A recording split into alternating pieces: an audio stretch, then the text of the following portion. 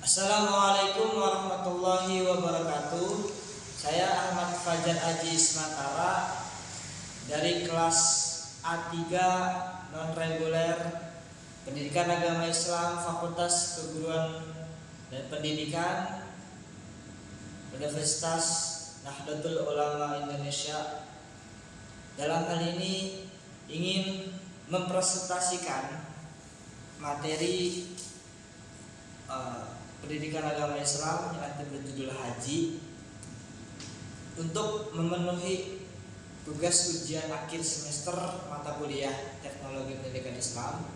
Dalam hal ini praktek dari pembuatan tugasnya adalah menggunakan aplikasi Canva. Jadi dalam layar di sini adalah hasil progres atau hasil saya memasukkan materi haji ke dalam template Canva, yang mana Canva tersebut sudah sering banyak digunakan oleh halayak umumnya orang Indonesia. Saya mempresentasikan materi dengan menggunakan Canva.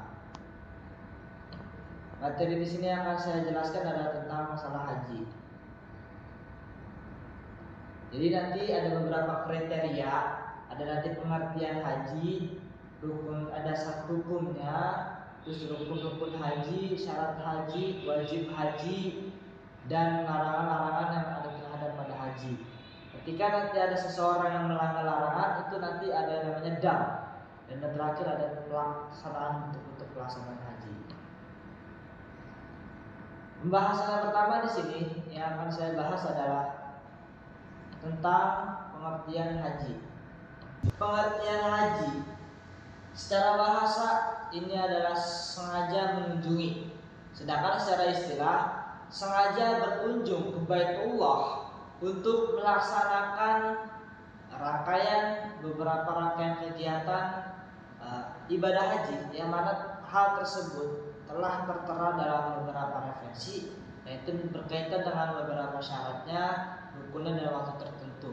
Jadi kalau tadi secara bahasa kita sengaja untuk mengunjung, tapi kalau secara istilah seseorang atau nanti sengaja berkunjung ke Baitullah, ke rumahnya Allah, untuk apa? Untuk melaksanakan rangkaian ibadah haji, pelaksanaan ibadah haji, beberapa rangkaian kegiatannya dilaksanakan yang telah sesuai dengan referensi yang ada pada kitab, yang telah dijelaskan pada hadis dan Quran. Dan di sini sesuai nanti berkaitan dengan syarat dan waktu tertentu. Itu adalah pengertian haji. Pembahasan berikutnya adalah tentang dasar rukun haji. Nah, di sini ibadah haji ini telah ada perintahnya. Ini kan ibadah haji itu kita telusuri ada sejak zaman Nabi Ibrahim, dan jelas perintah syariatnya ada ketika zamannya pada syariat Nabi Muhammad. Di sini dalam surat Al-Hajj ayat 27 yang berbunyi Bismillahirrahmanirrahim. Wa al-fin nasi bil haji ya'tuka rijalan wa ala kulli dhamirin ya'tina min kulli fajjin amik. Yang berarti, wahai Ibrahim, serulah manusia, ya, wa'adzin. Di sini perintahnya Allah terhadap Ibrahim finnas, pada manusia, bil haji, untuk melaksanakan haji, yaitu karijal wa ala dhamirin. Dan di sini istilahnya mereka akan datang kepadamu dengan berjalan kaki, wa ya'tina min kulli fajjin amik, ataupun nanti ada yang menggunakan atau menaiki unta kurus yang datang dari segenap penjuru yang jauh. Itu adalah dasar rukun atau dasar perintah haji. Berikutnya adalah syarat-syarat haji. Nah, di sini ada 5 syarat haji. Yang pertama adalah beragama Islam. Jadi ketika nanti bukan agama Islam seperti ada Kristen, Yahudi, Nasrani atau Buddha, nanti berarti bukan. Sedangkan di sini kita telah mengetahui haji adalah rukun Islam yang kelima. setelah syahadat, sholat, zakat, puasa, dan ibadah yang ketika ada bahasa kriteria apabila mampu, ini adalah ibadah haji. Oleh karenanya dilaksanakan, yaitu syaratnya adalah beragama Islam. Yang kedua, balik. Ya, orang haji ini adalah orang yang telah sampai kepada baliknya, telah puber, telah dibasah, di sini telah dewasa. Ini baru bisa dikatakan seorang haji. Nah, yang ketiga, berakal sehat. Dia sehat, tidak gila, tidak mabok, tidak dalam keadaan ayan. Ini sehat, dia melaksanakan secara sehat. Dan yang keempat, ini mampu. Nanti ada kriterianya di sini. Pada awal adalah kuat secara jasmani dan secara rohani. Berikutnya merdeka, bebas, tidak ada dalam sedang tahanan atau tawanan orang lain. Nah, baru nih dijelaskan arti dari kriteria mampu. Makanya ibadah haji adalah ibadah yang dilaksanakan oleh beberapa orang yang memang telah mampu, baik itu dari secara segi pertama jasmani, ya sehat juga, walaupun kelihatannya banyak mungkin beberapa telah lanjut, tapi kan masih bisa untuk mampu dari mulai Indonesia-nya dia masih kuat untuk berangkat menggunakan pesawat ke Mekah, dan sampai Mekahnya pun melaksanakan rangkaian ibadah haji masih kuat secara fisik.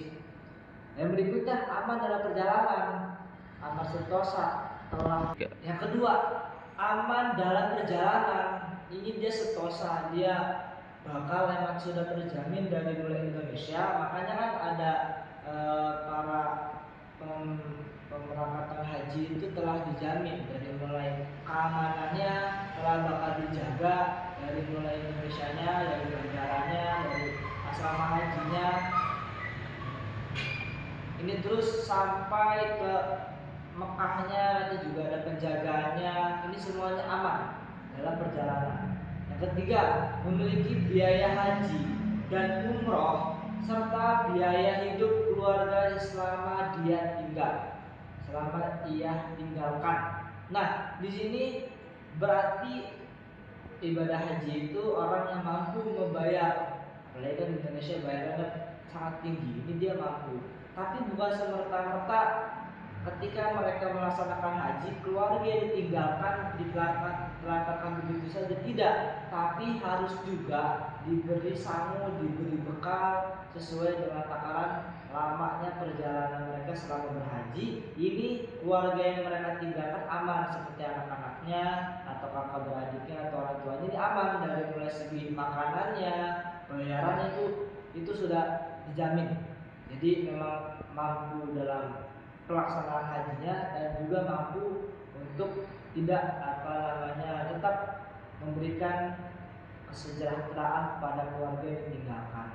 Dan yang terakhir, bagi perempuan harus disertai oleh mahramnya seperti suami ataupun orang tuanya ataupun kakak adiknya yang laki-laki. Pembahasan berikutnya adalah berkaitan tentang rukun-rukun haji. Sesuai secara urutan, ini ihram, yang kedua wukuf, yang berikut tawaf, yang berikutnya adalah sa'i, dan yang berikutnya tahallul, terakhir tertib. Jadi sesuai urutan. Ini ihram, ini berniat haji, berbarengi dengan menggunakan pakaian ihram. Itu ada pakaian khusus yang digunakan ketika berhaji. Yang kedua wukuf. Wukuf di sini hanya khusus ada pada haji, di umrah tidak ada. Karena wukuf di sini pelaksanaannya ini hadir. Tempatnya pun khusus di Padang Arafah, tempat khusus yang ada hanya pada Mekah. Kala itu memang tempat perantauan Nabi Ibrahim, dan ada sesuai pada Arafah, pada yang sangat luas. Ini dimulai dari tergelincirnya matahari tanggal 9 sampai terbitnya fajar tanggal 10 Dzulhijjah. Nah, itulah arti kata dari wukuf. Jadi berdiam diri, melakukan zikir, tafakur, ahli tahmid, berdoa kepada Allah selama waktu yang telah ditentukan, itu namanya wukuf, berdiam diri pada Arafah. Berikutnya tawaf, mengelilingi Ka'bah sebanyak 7 kali, yang dimulai startnya itu di Hajar Aswad. Rangkaian rukun haji yang berikut adalah sa'i, lari-lari kecil. dari Bukit Sofa menuju Bukit Marwah. Hitungannya 1, Sofa 1. Dari Sofa ke Marwah 1, balik lagi ke Sofa 2, bolak-balik itu dihitung pokoknya 1, sekali ke sana 1. Jadi 7 kali bolak-balik. Yang berikutnya tahallul atau menggunting rambut, sekirang-kerangnya itu 3 helai. Dan yang terakhir adalah tertib. Berikutnya pembahasannya adalah tentang wajib haji. Di sini wajib haji adalah rangkaian yang harus ada, yang harus dilaksanakan dalam haji.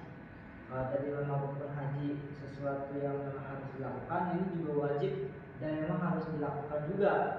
Memang termasuk ke dalam kewajibannya seorang berhaji. Yang pertama ihram dari miqat, yang kedua mabit bermalam di Musdalifah, yang ketiga mabit di Mina, kemudian melontar jumrah yang berjumlah 3, jumrah ula, jumrah wusta, jumrah aqabah, dan yang terakhir tawaf wada atau biasa disebut tawaf sebagai penutup ketika haji. Itu adalah wajib haji. Berikutnya adalah pembahasan tentang larangan haji. Larangan haji yang pertama di sini larangan haji bagi seorang laki-laki. Ini adalah tidak boleh memakai pakaian yang berjahit, tidak boleh memakai tutup kepala, dan juga tidak boleh memakai sepatu. Berikutnya larangan haji bagi perempuan. Di sini ada 2. Yang pertama adalah tidak boleh memakai tutup muka, dan yang kedua tidak boleh memakai sarung tangan. Berikutnya larangan haji bagi laki-laki dan wanita secara berbarengan. Di sini tidak boleh memakai wangi-wangian, jadi harus murni. Yang kedua tidak boleh mencukur rambut atau bulu badan selain di luar dari tahallul. Yang ketiga memotong kuku. Yang keempat menikah. Jadi mereka tidak boleh menikah ataupun menikahkan ataupun menjadi wali dalam pernikahan, itu nggak boleh semua. Yang berikutnya bersetubuh sesudah tahallul pertama itu nggak boleh, bersetubuh sebelum tahallul kedua pertama juga boleh. Dan yang terakhir berburu atau membunuh binatang buruan yang halal di tanah haram, itu nggak boleh. Nah, ini adalah penjelasan tentang ketika orang-orang melanggar, berarti ada hukuman, ada tebusan, namanya dam haji. Dan ini karena melanggar larangan seperti memakai pakaian berjahit bagi laki-laki dan tutup kepala, menutup muka dan memakai sarung tangan bagi perempuan, memakai wangi-wangian, mencukur rambut, menikahkan, bersetubuh setelah tahun pertama. Ini ada 3 hukuman. Dan nanti boleh. Yang pertama ya, menyembelih sokor kambing. Kalau tidak mampu boleh puasa 3 hari. Yang terakhir atau bersedekah sebanyak 9,5 liter makanan kepada 6 orang fakir miskin. Dan berikutnya ini beda lagi. Ini bagi mereka yang bersetubuh sebelum tahallul pertama. Ini hukumannya, tebusannya yang membayar menyembelih seekor unta atau seekor sapi atau 7 ekor kambing. Yang kedua, sedekah makanan kepada fakir miskin seharga seekor unta, atau yang ketiga berpuasa larangan dihitung seharga seekor unta. Berikutnya tentang dam haji, yang mana ini ada ketika orang tersebut berburu atau membunuh binatang buruan yang halal di Mekah. Yang pertama, berarti hukumannya menyembelih binatang sejenis dengan binatang yang dibunuh. Atau yang kedua, bersedekah kepada fakir miskin sebanyak harga binatang yang dibunuh. Atau yang ketiga, puasa yang namanya itu dihitung seharga binatang yang dibunuh atau diburu. Tiap 0,0 kilo berarti hari.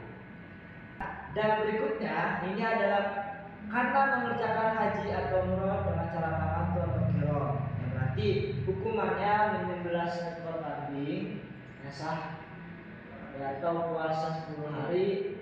Nah, menunaikan ibadah haji 7 hari dilakukan di negeri asal. Ini puasa 3 hari sebelumnya, 3 harinya itu selama menunaikan ibadah haji, 7 harinya dilakukan bulan puasa. Dan karena terkepung terhambat dalam perjalanan tidak dapat melanjutkan pelaksanaan haji, ini adalah menyembelih seekor kambing. Penjelasan yang terakhir adalah bentuk-bentuk tentang pelaksanaan haji. Ada 3 bagian. Ada yang namanya haji ifrad, haji qiran, dan haji tamattu. Haji ifrad ini adalah menunaikan ibadah haji terlebih dahulu baru dia melaksanakan ibadah umroh. Ini ifrad. Yang kedua, haji qiran ini menggabungkan antara pelaksanaan ibadah haji dan umroh sekaligus dalam rangkaian yang amalan haji. Yang ketiga, haji tamattu ini menunaikan ibadah umroh terlebih dahulu baru kemudian ibadah haji. Nah, itu beberapa rangkaian penjelasan haji yang ada pada template Canva yang telah saya buat, yang mana untuk memenuhi tugas ujian akhir semester mata kuliah Teknologi Pendidikan Islam yang diambil oleh beliau ketika ya, semoga saya mendapatkan nilai terbaik dengan yang bagus. Saya Fajar Haji mengundurkan diri, memohon maaf apabila ada kata-kata yang salah atau penyampaian yang salah. Mohon untuk dibukakan pintu yang sebesar-besarnya. Dari saya, mohon maaf. Assalamualaikum warahmatullahi wabarakatuh.